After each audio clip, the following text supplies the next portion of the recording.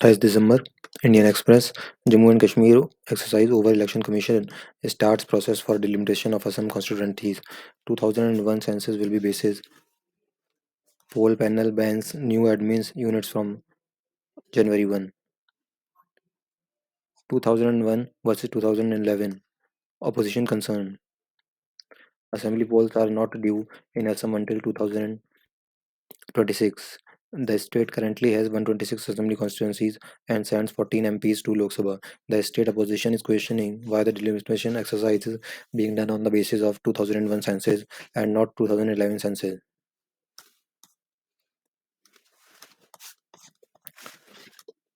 Demonetization case. What government and RBI did not tell Supreme Court. RBI opposed key government points for not ban. House before announcement. RBI Central Board put on record objections even as it recommended demonetization. The RBI's counter. Quantum of fake currency and share of total is not significant, nothing unusual.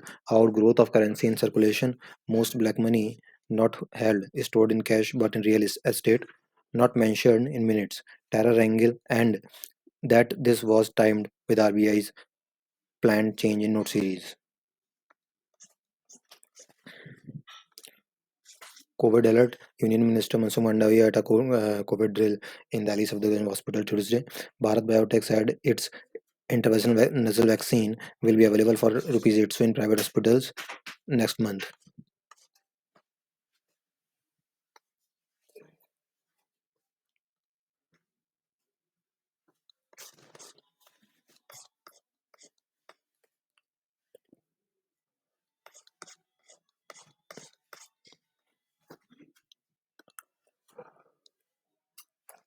After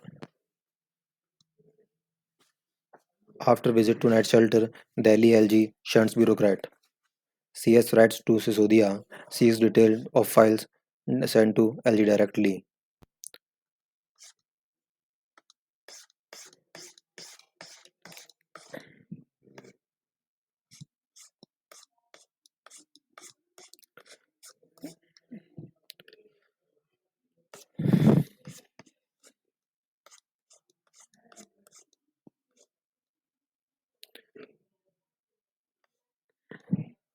What is the effective strategy to approach the UPSC CSE personality test? will इसको पढ़ लेते हैं थोड़ा सा काम की चीज़ है ये तो civil servants selected through the UPSC CSC go on to serve the country in varied roles. Irrespective of the services, the selected candidates are bestowed with immense responsibility and commensurate powers to fulfill them. The decisions taken by civil servants affect India's whole population, not only in country but also in international area. Therefore, it is crucial that the selected candidates not only possesses strong academic skills but can also make the right decisions. While the prelims and means examinations test academic skills, the UPSC selection board assesses the personality traits and mental caliber of candidates for their suitability in civil services. Show courage and resilience. Civil servants encounter difficult and challenging circumstances on a daily basis. The board may ask a difficult question whose answer is not known to the candidate, and then a simple question might be asked to assess whether the candidate was able to maintain calm and composure to deliver after a failure. Thus, courage, emotional stability, and resilience are tested by the boards as well. Candidate must be aware that the personality test is not an assessed test of knowledge, and even if they are not aware of certain answers, it does not reflect negatively on their performance. Rather than considering it as drawback, it can be taken as an opportunity to display the traits of honesty and integrity. Be honest and show a willingness to improve. One should not hesitate to accept if they are unaware of the answer and respectively convey to the board. Dear member, sir, I am not aware of the answer to this question. I would go back and check on this. Constitution as the leading light. When it becomes difficult to decide on which side of an issue, one must lean on. That talisman is the Constitution of India. If our stand respects and reflects its principles, one would never be unsure of which path to take. That is also right.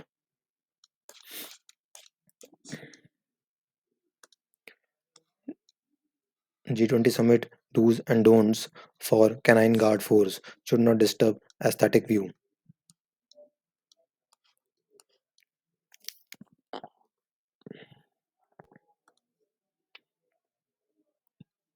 They should not disturb the aesthetic view of the occasion. Their full arrangement should be synchronized while keeping in mind the odd hours of duty. And if they fall ill, they should not be asked to perform anti sabotage checks.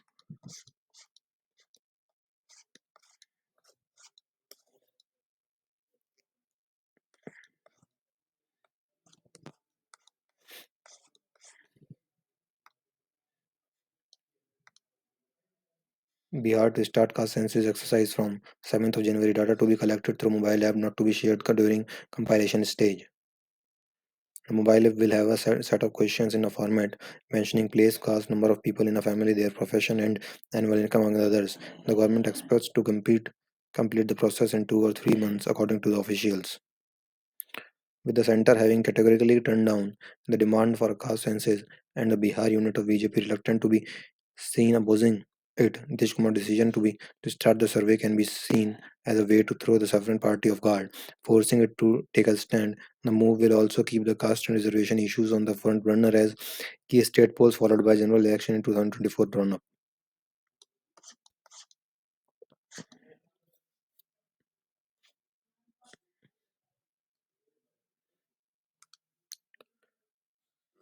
Karnataka border dispute. Maharashtra passes resolution for inclusion of Marathi speaking areas. Both houses of the state legislature on Tuesday unanimously passed a resolution to support a legal battle to ensure that every inch of land in Karnataka where the Marathi speaking population resides become a part of Maharashtra. This comes days after Karnataka Assembly passed a resolution declaring that not an inch of land will be given to Maharashtra from the disputed area on its border with the state. The resolution moved by the Chief Minister Eknath Shinde in the Assembly and Council commended the Karnataka governments and Marathi stand. The resolution asserted that every inch of 865 villages, along with Belgavi, Karwar, Bidar, Nepani, where Marathi speaking population stays in Karnataka, will be a part of Maharashtra.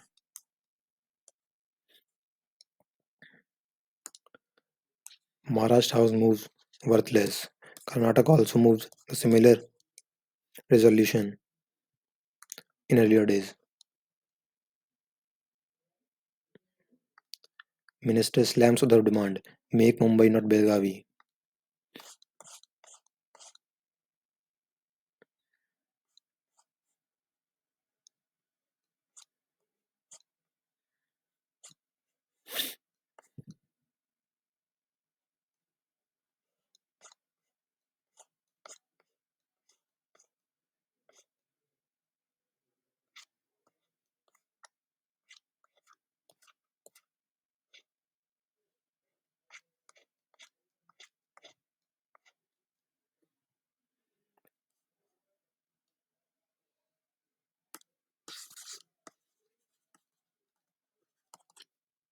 China West G20 opportunities and concerns.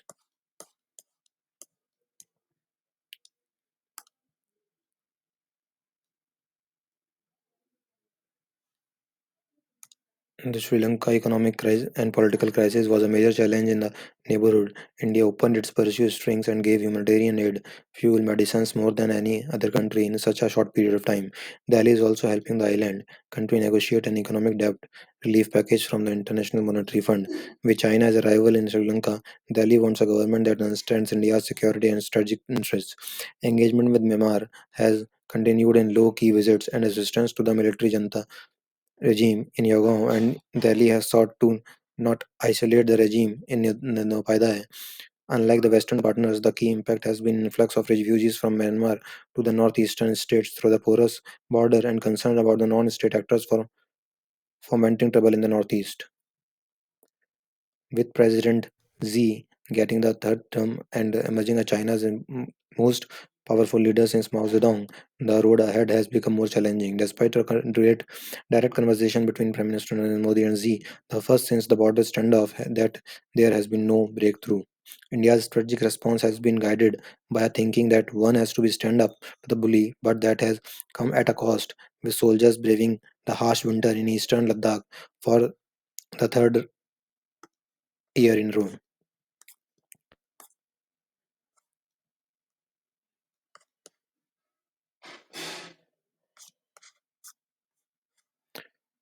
The year explained series economics में the year that bred IU revere to hyperglobalization.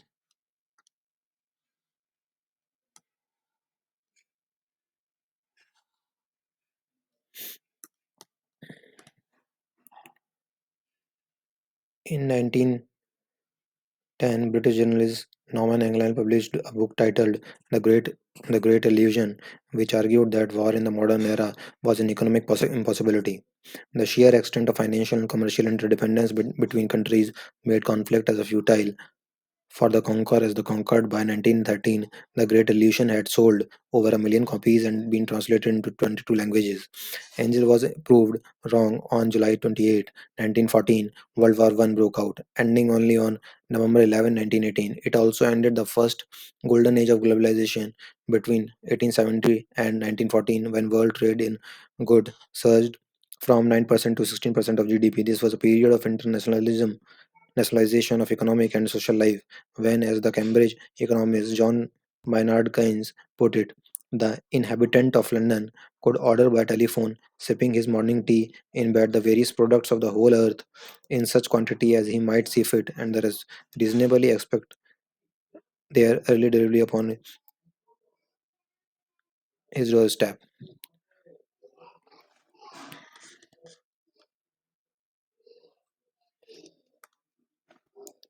In December 1996, yet another journalist, Thomas Friedman, wrote in the New York Times that no two countries that both have a McDonald's have ever fought a war against each other. He propounded this thesis just when the world had entered a new era.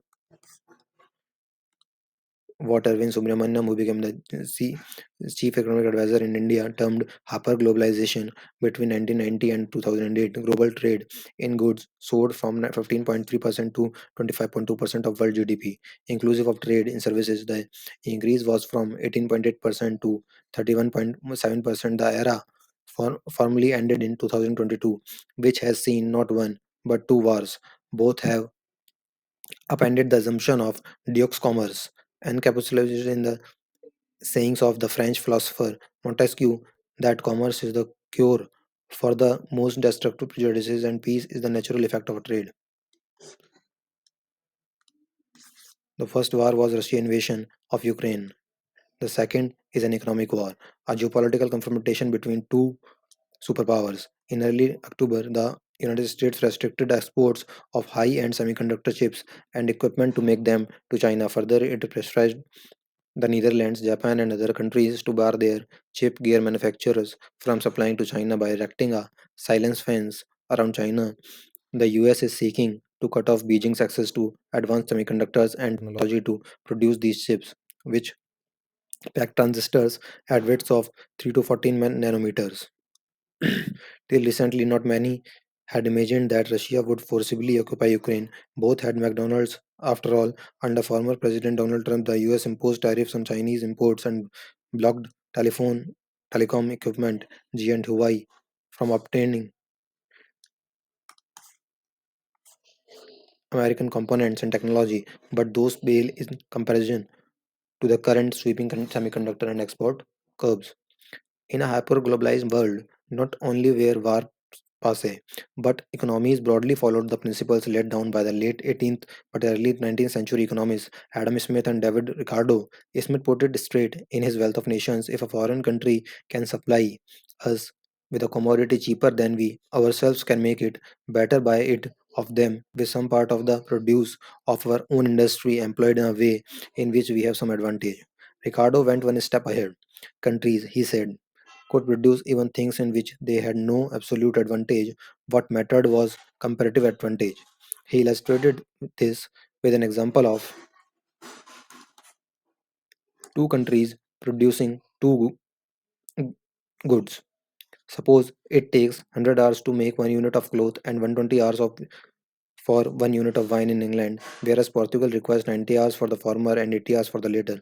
Clearly, Portugal enjoyed an absolute advantage producing both goods. Ricardo argued it still made sense for England to simply manufacturing cloth and for Portugal to specialize in wine. It would result in 2.2 units of clothes and 2.125 units of wine being produced over 22 hours and 170 hours in England and Portugal, respectively. The two were better off than producing one good and importing the others. Comparative advantage. Belief in comparative advantage is what propelled the second golden age of hyperglobalization after 1990. It confirmed to Ricardo's principle of each country devoting its sources to such employments as are most beneficial to each. Hyperglobalization chief protagonist, however, was China emerging as the world's factory and a mega trader. Subramaniam in a 2013 paper co-authored with Martin Kessler, The Hyperglobalization of Trades and Its Future, estimated China's share in world merchandise trade to have risen from 1.8% in 1990 to 11.1% in 2012.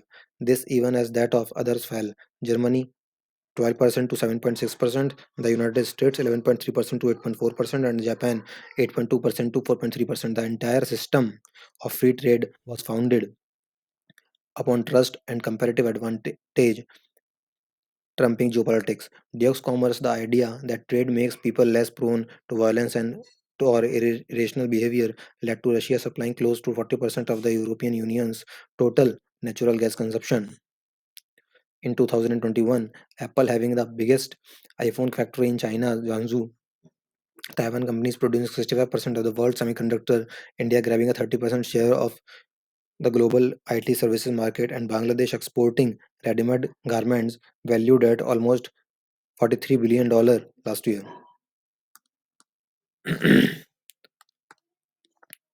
The world happy age, as Keynes would have called it, came to an end in 2020. The signs were the global trade peaked in 2008 just before the financial crisis. By 2020, world merchandise trade has dipped to 20.8% of GDP to 26.9% for both goods and services.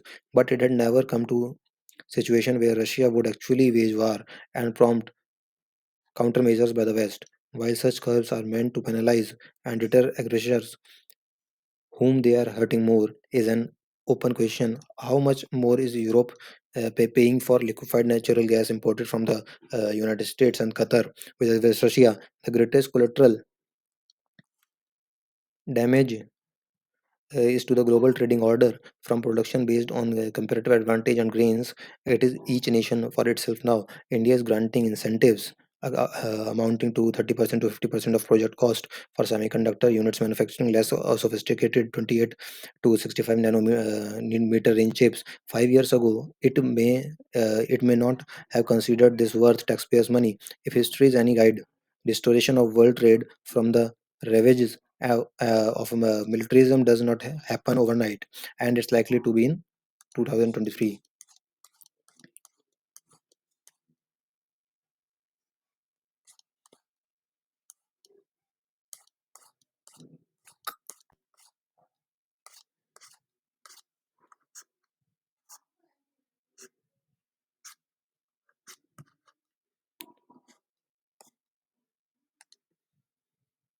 Zero COVID policies dismantle Chinese make travel plans Macau, Japan topsides.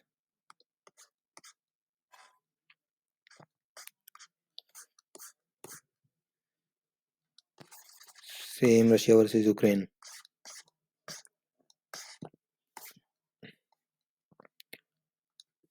As Serbia ups troop alert at border, Serbs in Kosovo put at the roadblocks. They have a troubled history. Kosovo won independence from Serbia in 2008. Its ethnic Serbs, however, do not recognize the Pristina government. Fresh ethnic tensions erupted on December 10 after the arrest of a former Serb policeman for alleged assaulting service police officers during a previous protest.